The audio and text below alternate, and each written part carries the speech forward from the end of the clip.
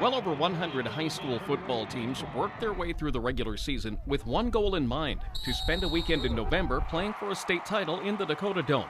Through the season and playoffs, that number is whittled down to 12 teams, who play in 6 games over 3 days to decide state champions in 6 classes. For a second straight year, we present the state championships by the numbers. And so, let's begin with 350.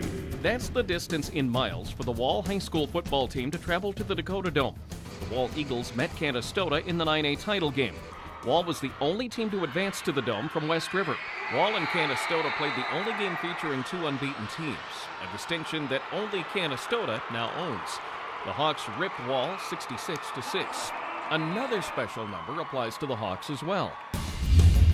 8. Haley's the number of shutouts Canastota earned this year in 12 games. The Hawks gave up 61 points this season while scoring 618 of their own.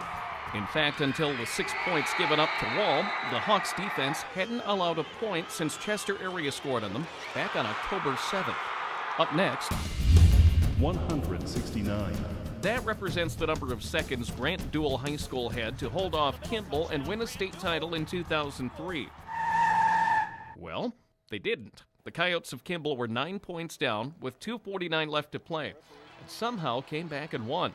Dale Taylor coached Kimball in that game. He says even some fans from Kimball had written his team off. People would come back and say, geez, I can't believe we lost. What do you mean we didn't lose? You know, it was always kind of fun coming back and listening to some of the people. Dale Taylor, by the way, is still coaching at Kimball, now known as Kimball White Lake. His latest team faced Bridgewater Emory Ethan in this year's 9AA championship. 5. As in 5 sets of twins on the 12 teams that have advanced to the championships. Waverly South Shore is bringing Tyser and Taylor Zemlicka. Zach and Troy Hofer suit up for Canastota, and Del Rapids features 3 sets of twins, namely the LeBron, Danoon, and Barber brothers. So as you think, gee, what are the chances? According to an email from USD statistics professor Will Schweinley, here's an answer. Given that there are about 32 twins born for every 1,000 babies born, then the probability of being born a twin is 32 over 1,000, or 0.032. If we multiply 0.032 times the number of people playing in the tournament, then we get, give or take, 13, which would be the number of twins we would expect to appear in a randomly selected group of 555 people. Given that, the appearance of 10 twins is lower than what one would expect. From 5, we go to 3. That number wouldn't have been part of this story a few years ago. It represents the number of games which feature teams from the same playoff region. Dale Rapids and West Central played the 11A game. McCook Central Montrose took on Tri-Valley in 11B, and Bridgewater Emory Ethan faced Kimball White Lake in 9AA. That was possible because these teams no longer had to advance out of the regions by beating the other good teams in the area. Rather, as South Dakota High School Activities Association Assistant Executive Director Bob Lowry explains, teams that survive the first round are reseeded, so there's less chance of top-flight schools playing early.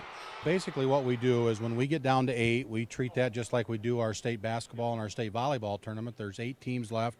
We're going to seed 1 through 8 and go from there. So like you say, this year it did work out, you know, and then just in half of our games, same teams out of a region are playing each other here in the Dome. There's one more number to share today. 333. As in 333 dozen. That adds up roughly to 4,000, which is the number of eggs one Vermilion restaurant planned to use throughout the championship weekend. John Robertson, owner of Cherry Street Grill in Vermilion, says he and his staff prepare well in advance. A few weeks before the football playoffs, they fed the masses during USD's Dakota Day celebration. My guesstimate right now is about 5,000 eggs is what we did this Thursday, Friday, Saturday, Sunday, as opposed to 4,000 on just D-days. Now you know some of the numbers behind a busy football weekend in Vermilion. Numbers beyond the final scores at South Dakota's biggest high school football weekend.